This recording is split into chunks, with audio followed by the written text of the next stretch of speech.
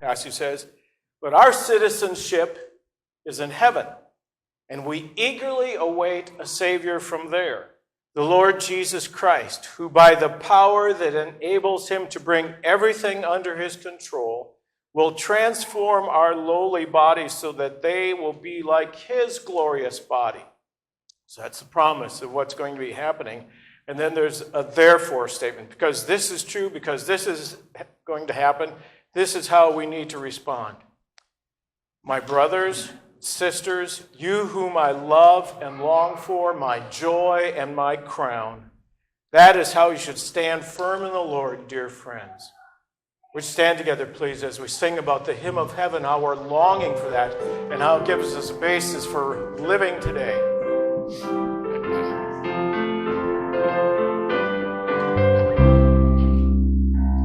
How I long to breathe the air of heaven, where pain is gone and mercy fills the streets, to look upon the one who bled and saved me, and walk with him for all eternity. There will be a day when all will bow before him. There will be a day when death will be no more, standing face to face with him who died and rose again. Holy, holy is the Lord. Every prayer we prayed in desperation, the faith we sang through doubt and fear, in the end we'll see that it was worth it when he returns to wipe away our tears. There will be a day when all will bow before him. There will be a day when death will be no more. Standing face to face, you died and rose again. Holy, holy is the Lord.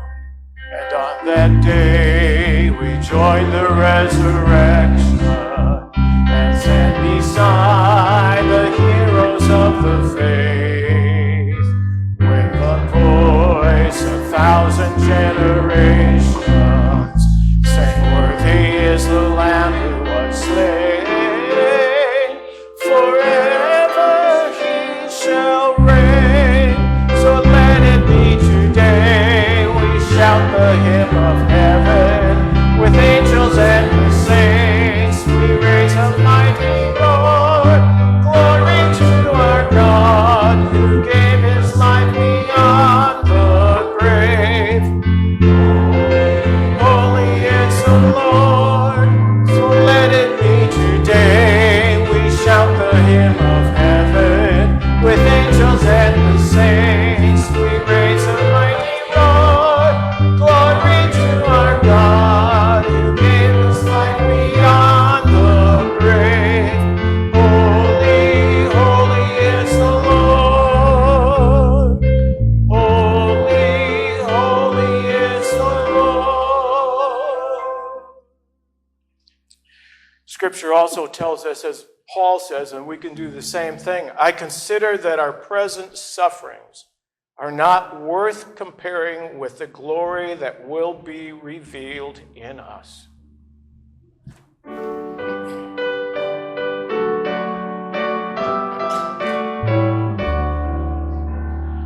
Oft times the day seems long, our trials hard to bear. We're tempted to complain, to murmur and despair, but Christ will soon appear to catch his bride away.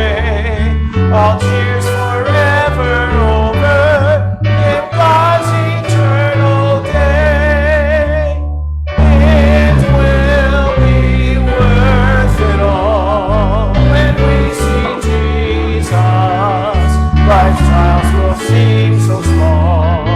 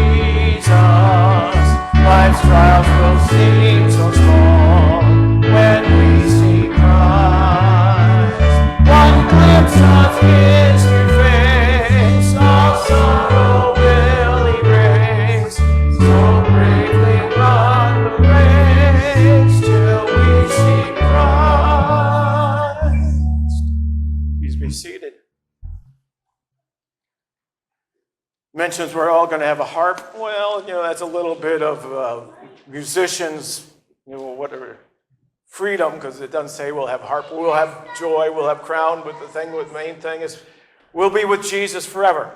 And that says it will be worth it all for us. We need to pass something around here.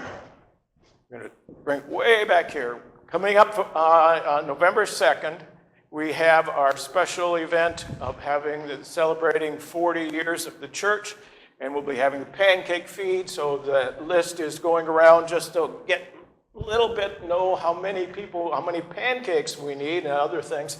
So if you're planning on coming, others are coming, please put names down so we can start to get some figures together. It's 4 weeks away. It's November. So some people are just live week to week, month to month. But 4 weeks ahead, be planning, thinking about it, and coming for that. There's also the salmon-colored, I think it's salmon-colored note in the bulletin about then memories that you have of the church, things you're grateful, things that God has taught you during the time you're here, whether you've been here for a long time, as several people have shared, or a very brief time, things that you'd like to just share and praise God for. So we take the opportunity and fill that out, and there's a little red box on the foyer table that we will be collecting those and sharing them. Also in the bulletin, there is a photo page, white piece with photos, some from our International Worker of the Month, Joyce Johns, going through some of the very practical needs that people have, things that they're needing to do to try to reach people for Jesus and help them with their, it says even hygiene and safety and just all those kind of things. So keep her in your prayers as this month we'll be focusing on Joyce. And as we're talking about prayer, tomorrow morning there'll be a prayer time at our house. If you need to ask any questions about it, contact Jean about that ladies' prayer event tomorrow. Ushers, would you come please so we can give of our offerings to the Lord? Let's bow together, please. Father, we're grateful that we can sing about a place that we have, that Jesus said he's going to prepare for us, so that we can be with him, with you forever, so that we can experience the joys of heaven and see. And then as we look back, that yes, indeed, heaven is going to make it worth everything that we encounter here in life. That the trials, tragedies, difficulties, storms of life, they will pale in comparison to what we have, and that we won't even recall them because we'll be with Jesus in the perfect place forever. So help us now to live in the light of that and the strength of what you have for us, and that we could be living lives that please you. So help us as we make our decisions, as we express our attitudes and our actions, that we would seek to please you, and that we would desire to honor you. So give us that courage and the desire when temptation comes, that we will quickly say no to it, but we would desire to follow after you by thinking of scripture verses or music that would lead our minds in the right path. Thank you for the opportunities we have to get to know you better, and also for opportunities we have to share you with those who need to know you, whether it's just helping out with helping out with things around our neighborhood, or the way we operate at work or school, that we desire to, as it says, to let our good deeds be seen by people so that they will give praise to our Father in heaven. Thank you, God, that we can give of our offerings because you have blessed us so with Jesus and everything else, and that we desire to give back to you financially because of the blessings that we have received. In Jesus' name we pray. Amen.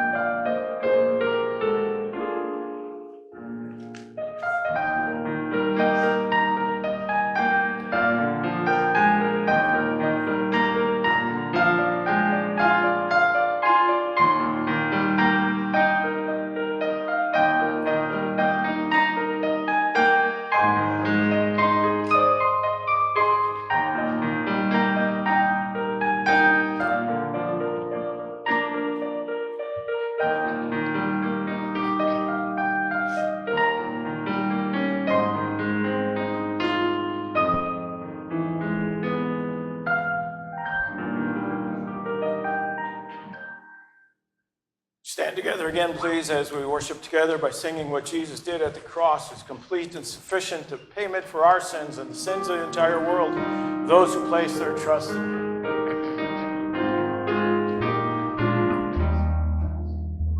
Alas, and did my Savior bleed, and did my sovereign die? Would he devote that sacred head for such a worm as I? At the cross, where I first saw the light, and the burden of my heart rolled away. It was there by faith I received my sight, and now I am happy all the day. Was it for crimes that I have done, he groaned upon the tree? Amazing pity, grace alone, and love beyond degree. At the cross, where I first saw the light, and the burden of my heart rolled away. It was there by faith I received my sight, and now I am happy all the day. Well, might the sun in darkness hide, and shut his glories in, when Christ the mighty Maker died, creatures sin. At the cross, where I first saw the light, and the burden of my heart rolled away. It was there by faith I received my sight, and now I am happy all the day. But drops of grief can ne'er repay the debt of love I owe. Here, Lord, I give myself away. 'Tis all that I can do. At the cross, where I first saw the light, and the burden of my heart rolled away. It was there by faith I received my sight, and now I am happy all the day.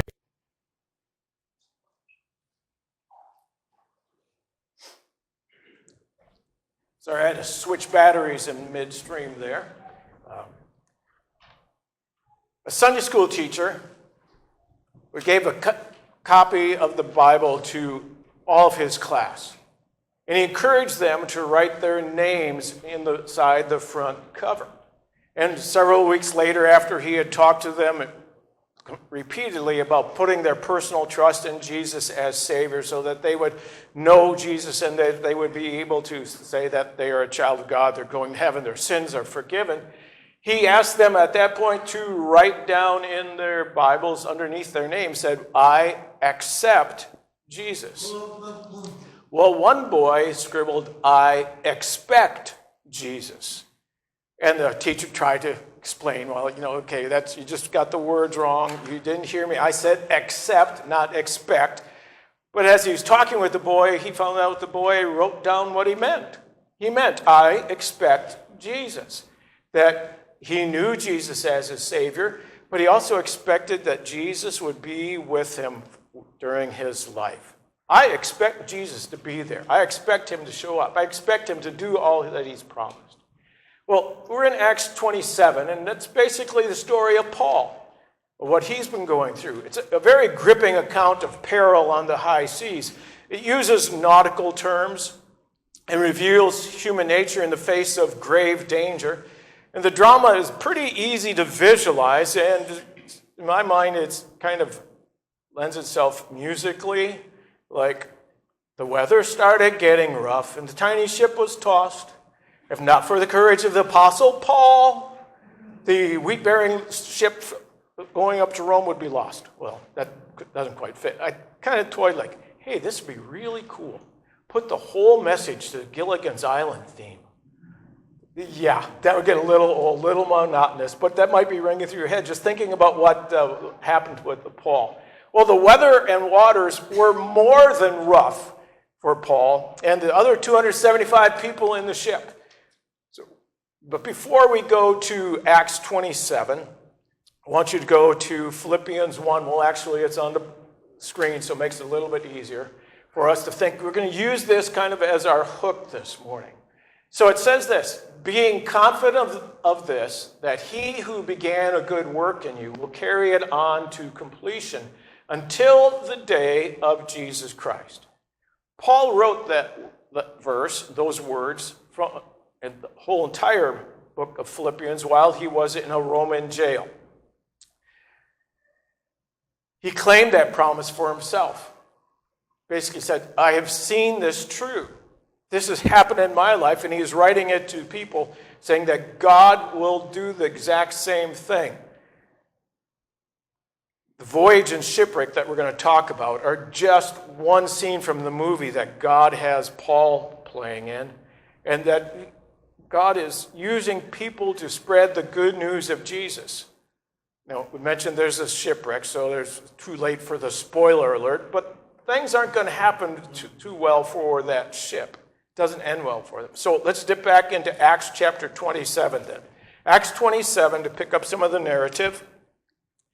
Acts chapter 27, beginning in verse 21. This is partway through the story, partway through their journey. It says, after the men had gone a long time without food, Paul stood up before them and said, men, you should have taken my advice not to sail from Crete. Then you would have spared yourselves this damage and loss. But now I urge you to keep up your courage, because not one of you will be lost. Only the ship will be destroyed. Last night an angel of the God whose I am and whom I serve stood before me and said, do not be afraid, Paul. You must stand trial before Caesar, and God has graciously given you the lives of all who sail with you. So keep up your courage, men, for I have faith in God that it will happen just as he told me. Nevertheless, we must run aground on some island.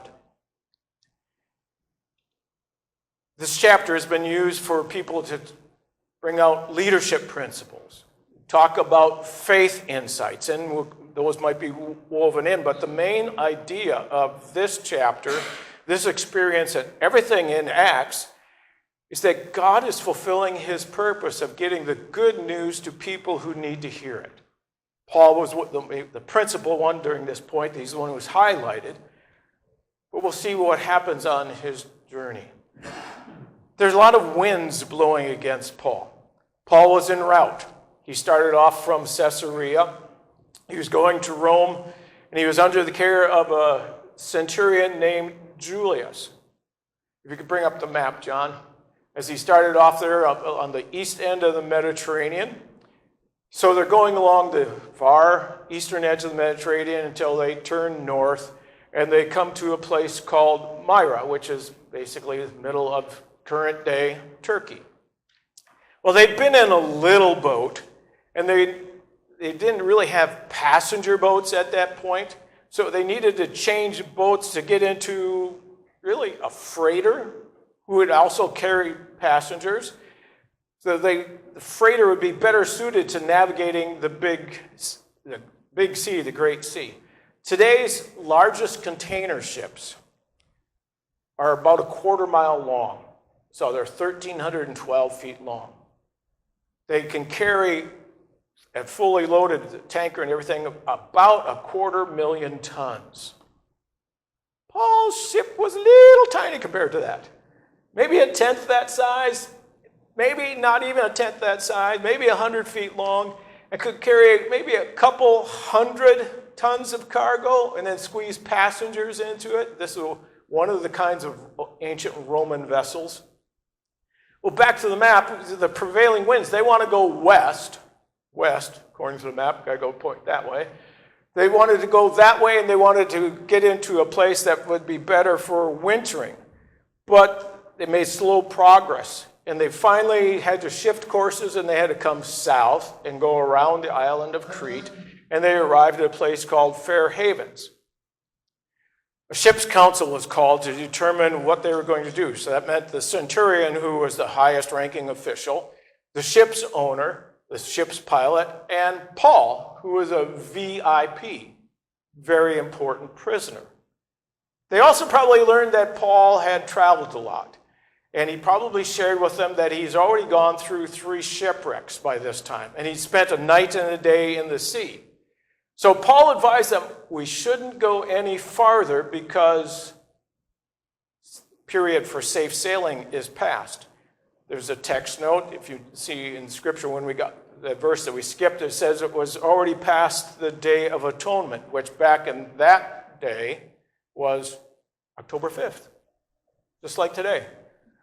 AD 59, October 5th, the Day of Atonement had already passed. And that was one of the signals that you don't go sailing out on the big sea anymore, because the ancient mariners considered sailing after mid-September was dangerous.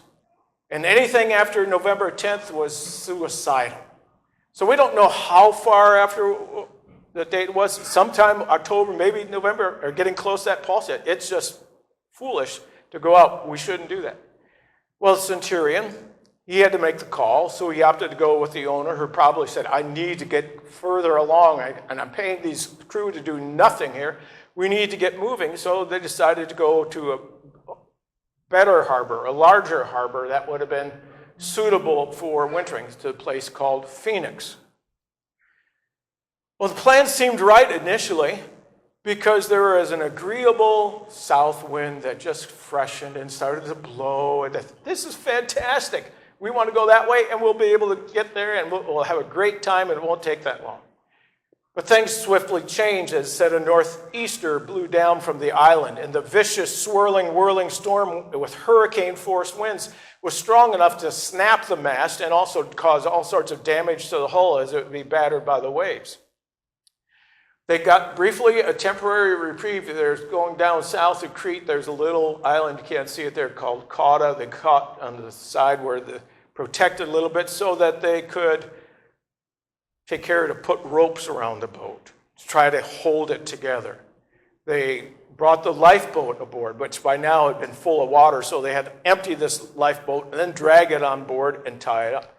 And then the storm kept getting worse. They forced them to throw aboard everything that wasn't essential. So they threw over cargo, the ship's tackle, the sails, the rigging, anything they could get overboard to lighten the boat. The sky turned to lead, not allowing the sailors to see the sun, moon, or stars, meaning they were directionless. They couldn't navigate. And they gave up hope. The Scripture says we all gave up hope, including Paul and Luke, who was logging the journey. Well, then we get to this point in the narrative where Paul says, I told you so, not in so few words, and not to mock them or to scold them or to tell them that, well, how just reinforce that they weren't thinking clearly, but he said, I told you so. That if you would listen to my advice, we wouldn't have gotten into this predicament. Now, the reason Paul spoke is because the night before, the angel of the Lord came to him and gave him God's message. And the angel's message encouraged Paul, and it restored his hope by confirming God's promise that was given earlier. It said, you will go to Rome and you will testify before Caesar. Paul would obviously have to be alive to do that. The Apostle Paul gladly shared this news with the people on the boat. And he told them that he believed God, took God at his word. And twice he called upon the crew and the passengers, take courage. Take up some courage. Keep your courage. Didn't mean that they were instantly delivered from the storm. Didn't mean that things got better quickly. It's kind of like our lives. We take promises, God's promises in the middle of the storm. Doesn't mean like, storm's gone. No more bad winds. Said they weren't out of the woods or water yet. There's still a lot more to go. Verse 27 says that on the 14th night, the sailors sensed they were approaching land. It was dark, so they couldn't see anything, but they could hear. They could hear the breakers, the waves hitting the rocks and the crashing against them. So they knew they were getting close to land, but they didn't know exactly how close. But they kept getting closer, so they threw out 4 anchors from the stern to prevent it from going any further, and the ship was dead in the water, pointed along with the wind, the way the wind was blowing. And it says, everybody prayed for daylight. Well, things are about to take a turn for the worse as some of the selfish sailors sought to save their own skins, but they didn't really care about the other passengers because they pretended to lower some more anchors, but instead they were working to put the lifeboat in the water and try to escape. Now, Paul either saw what they were doing or overheard their plan and told the centurion that the sailors would be needed to guide the ship. Or Paul says that they needed to stay on board, or it could be that if they had actually gotten into the lifeboat and cast off, they would have died in the storm, and the other people on the boat would have been saved. So he was protecting them as well. So they cut the ropes, sent the lifeboat into the sea. Hours dragged on. They're waiting for the faintest light to show that it was day, waiting for enough light to see where they were, to see if there was some way of escape. And just before dawn, Paul called a prayer meeting. At least that's what a lot of people would wish he had done. That he said, okay, well, let's all gather together to pray. Let's all hold hands and let's pray. Or they think maybe he should have said, I'm going to preach to you now. He says he has a tent of audience. I'm going to tell you straight to your face about what you need to do, what you need to believe. He didn't do those things. What Paul did was, let's have breakfast. Let's eat. And what? People are saying, why would he do that? But he encouraged them to eat, and he publicly gave thanks to God, and he took a bite and shooed away. And the sailors and passengers may have hesitated because they hadn't eaten for a long time. And the condition of the bread, the salt water has been washing all over everything. Was it contaminated? Was it moldy? They weren't sure, but Paul ate. They had confidence. They ate. And they'd probably been seasick the whole time, so anything they had tried to eat was gone overboard. But they ate, and they ate enough, and then they threw over the rest of the bread and food that they didn't need to make the ship lighter. And they got strength for what was going to take place. One man says, we might wonder why Paul did not preach the gospel here as he's done so consistently before. I think the reason may be that in handling the crisis as he did, Paul gained great credibility with all those on board. Let's remember that Paul will be with his shipmates for several months yet. He will have much time to share the gospel once they're safely on shore. For the moment, Paul concentrates on saving human life, then he will surely speak of eternal things later on. Sources familiar with ancient sailing vessels tell us that when the storm forced them to leave Crete, the ship's bow would have turned about 7 points from north into the storm, and from the way the wind was blowing, and sails and rigging taking down, sea anchor and rudder would deploy to slow the ship's progress, and the ship would drift westward at about 1.5 miles per hour, and allow them to travel about 500 miles without hitting land until they got to this unrecognized land. Let's look at 40 through 44. Cutting loose the anchors, they left them in the sea and at the same time untied the ropes that held the rudders. Then they hoisted the foresail to the wind and made for the beach. But the ship struck a sandbar and ran aground. The bow struck fast and would not move, and the stern was broken to pieces by the pounding of the surf. The soldiers planned to kill the prisoners to prevent any of them from swimming away and escaping. But the centurion wanted to spare Paul's life and kept them from carrying out their plan. He ordered those who could swim to jump overboard first and get to land. The rest were to get there on planks or on pieces of the ship. In this way, everyone reached land in safety. Imagine the scene. Surfer dudes? Probably not. They probably weren't standing on them or sliding into the bay, but doggy paddling on anything they could, just trying to save their lives. They made it. Other guys carrying people or towing them in. They all made it. Everyone. The sailors, the prisoners, the Roman soldiers, Paul, and other passengers. And it says that God did this because he wanted to spare the life of Paul, because he had much more for Paul to do. The unrecognized land was the place called Malta. Malta considers Paul's shipwreck to be the most important event that ever happened to their country. Paul brought Christianity to the island because he was there for several months, and we'll see more of that story. But the churches were built near the site where they say the shipwreck happened, dating from way back in the 1300s. They celebrate St. Paul's Day. They do all sorts of things because the Apostle Paul came here. So they have shipwrecks. They have shipwreck tours and snorkeling and all these things because the Apostle Paul, and it's St. Paul's Bay is where they wound up. Paul believed God was present no matter the circumstances, and he acted on God's promise. The Lord was with Paul during the gentle winds, that first part of the trip. The Lord was with Paul during the horrendous hurricane-force winds. Paul constantly faced the winds of life. It came from the hatred and difficulty that he encountered from the Jews, his own people. There are the winds of personal weakness. There are the winds of operating under difficult, ancient, primitive conditions.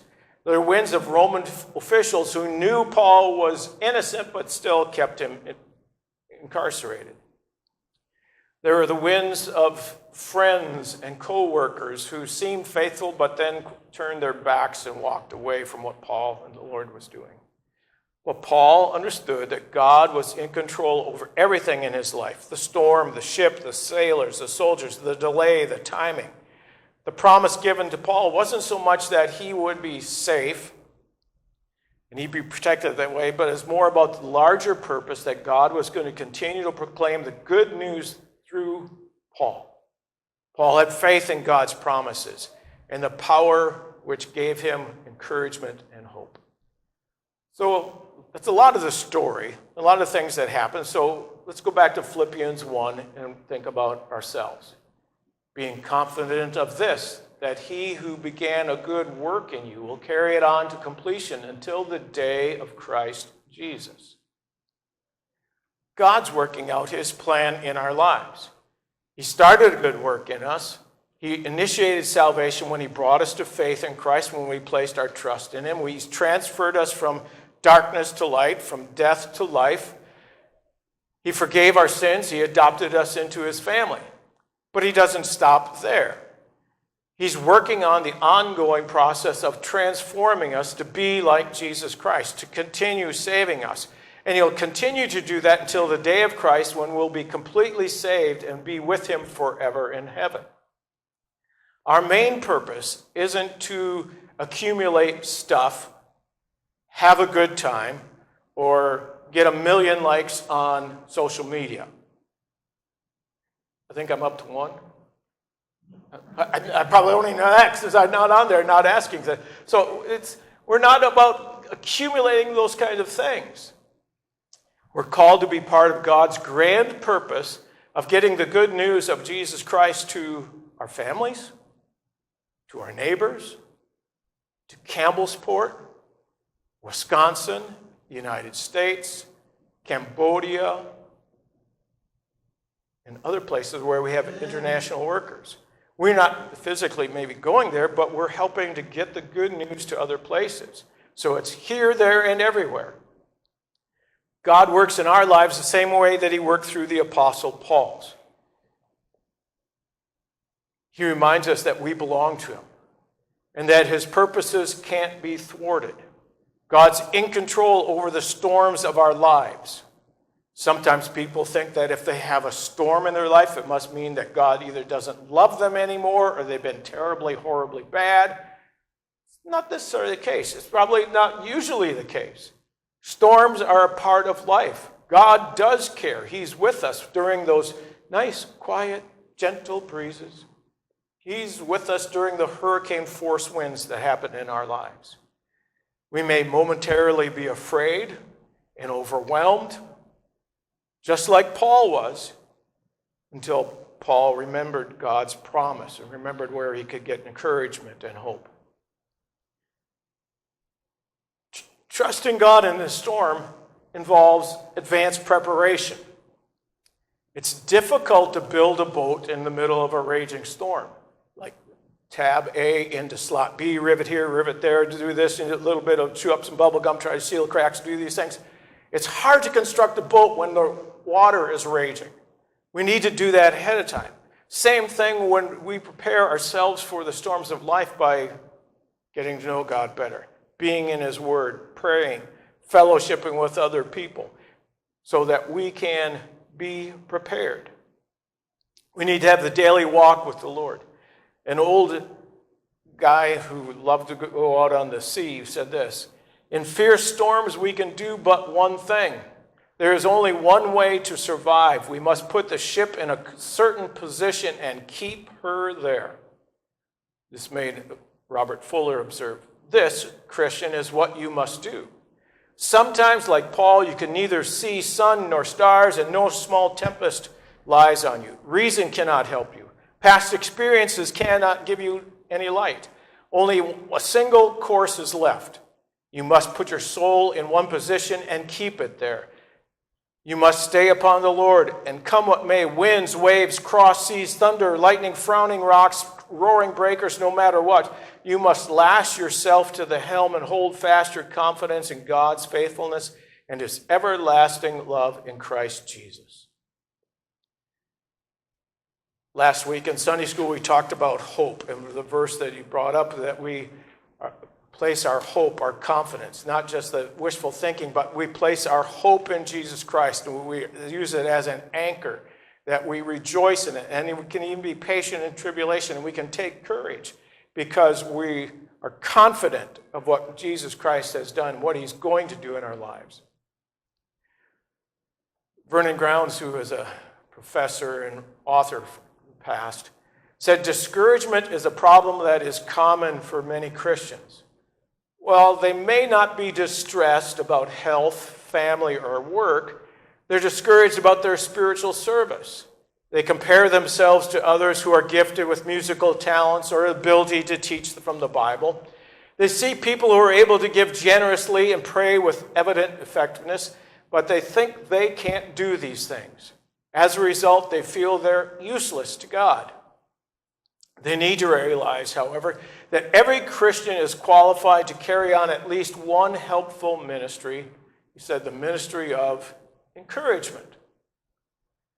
Then he talks about a preacher named Robert Dale from England who was out walking one day, and he says that he was under a dark cloud of gloom when a woman came up to him and exclaimed, "God bless you.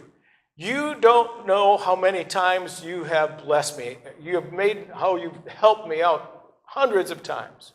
And then she ran off.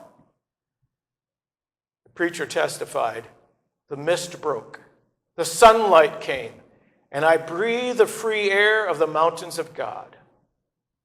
Somebody has said, "Be kind.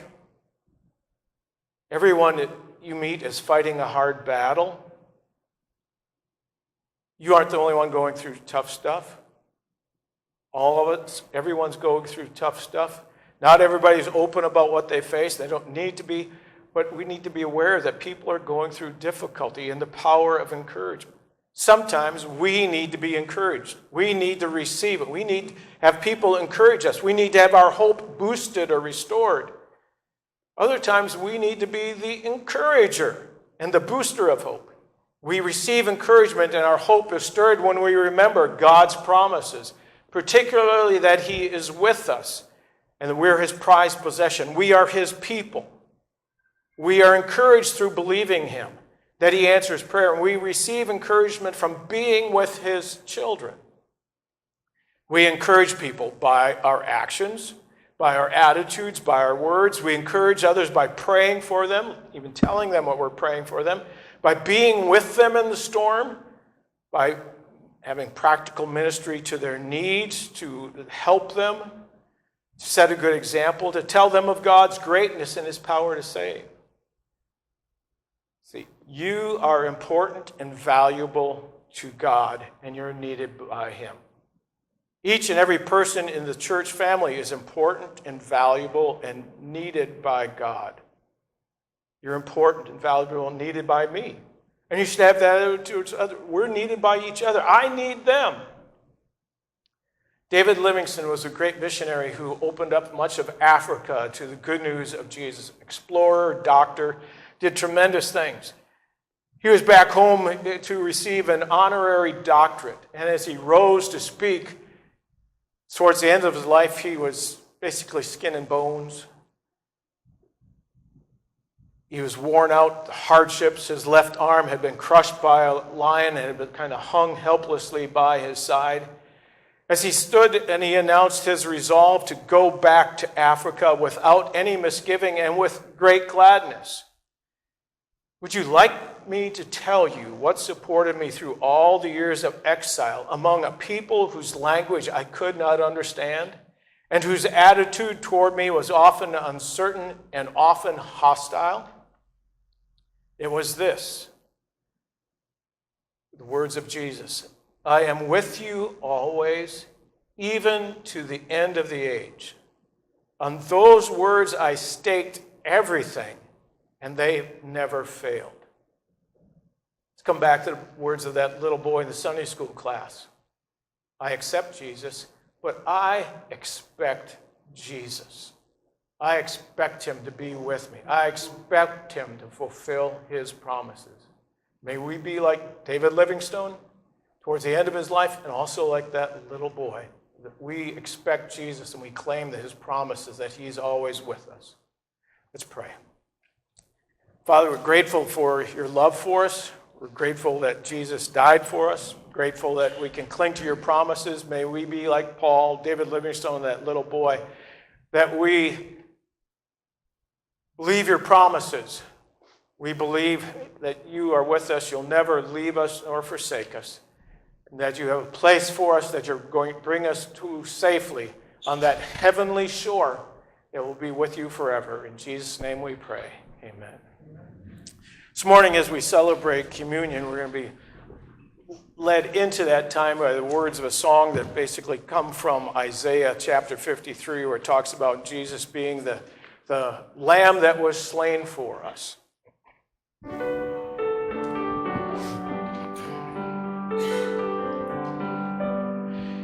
He was pierced for our transgressions. He was crushed for our sins. The punishment that brought us peace was upon him. And by his wounds, we are healed. He was pierced for our transgressions. He was crushed for our sins. The punishment that brought us peace was upon him, and by his wounds, we are healed. We are healed by your sacrifice and the life that you gave. We are healed for you paid the price.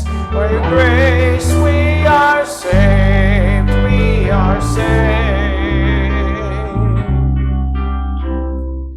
He was pierced for our transgressions, he was crushed for our sins. The punishment that brought us peace was upon him. By his wounds we are healed.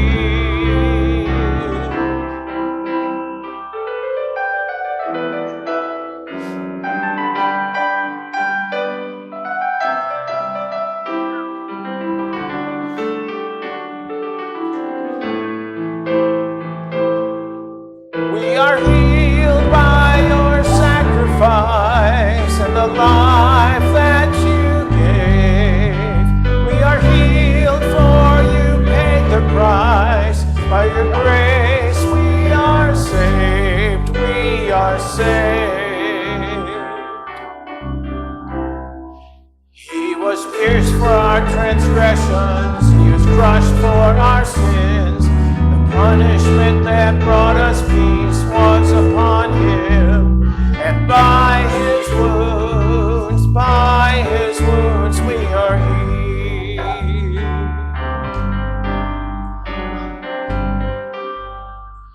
What can wash away my sin? Nothing but the blood of Jesus.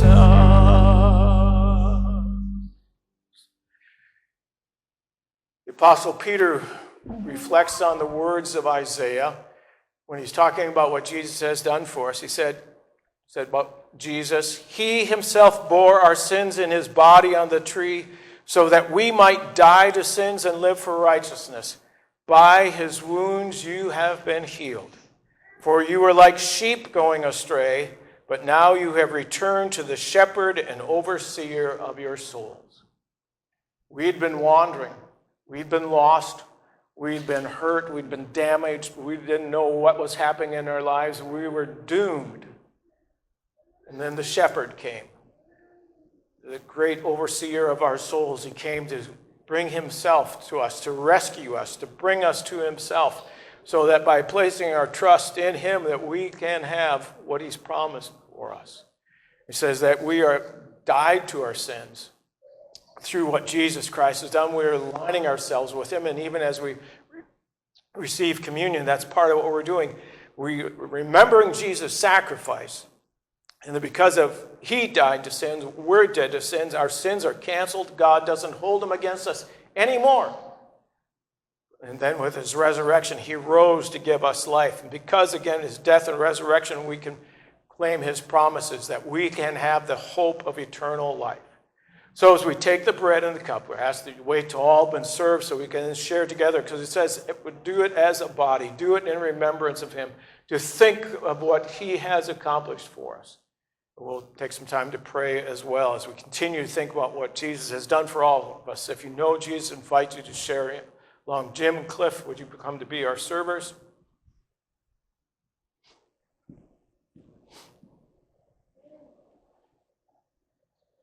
Before we distribute the bread, Jim, would you lead us in prayer? Heavenly Father, we thank you so much for what you've done for us, for remembering us, Lord, not forgetting us, but for coming, Lord, to earth as a baby, born up as a man, and living a perfect sinless life, that we could, dying on the cross for us, Lord. So in turn, we want to remember you and what you did for us.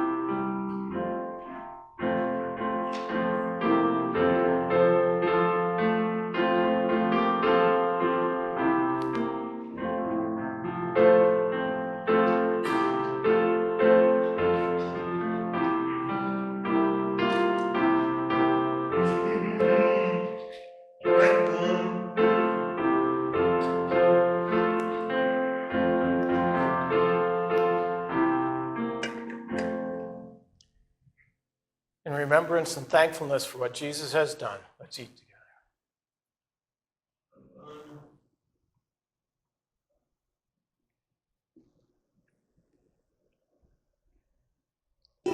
Jesus also gave the cup to represent his blood, said that he's done that for us so that we have life.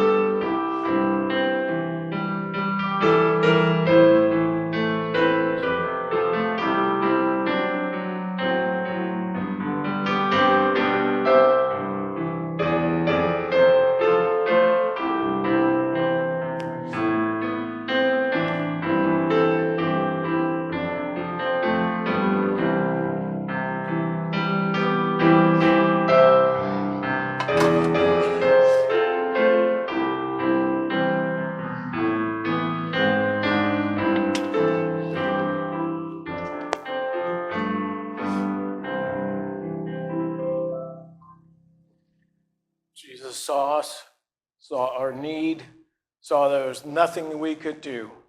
So he gave his life so that we could be with him. Let's drink together.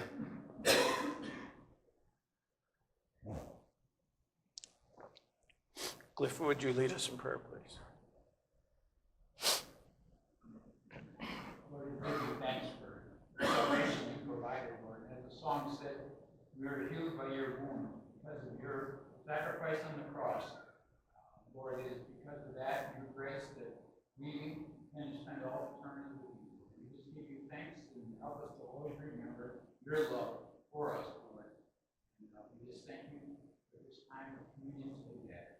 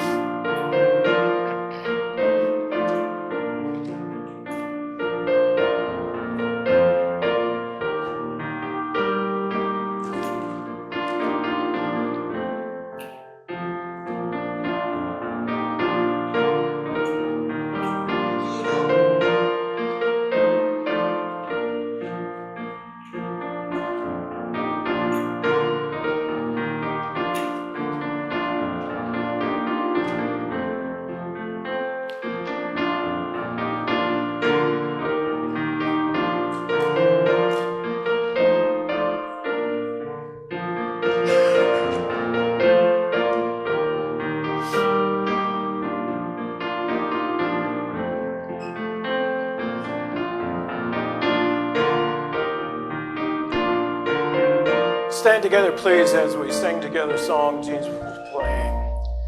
There is a fountain filled with blood drawn from Emmanuel's veins, and sinners plunged beneath that flood lose all their guilty stains, lose all their guilty stains, lose all their guilty stains, and sinners plunged beneath that flood, their guilty stains.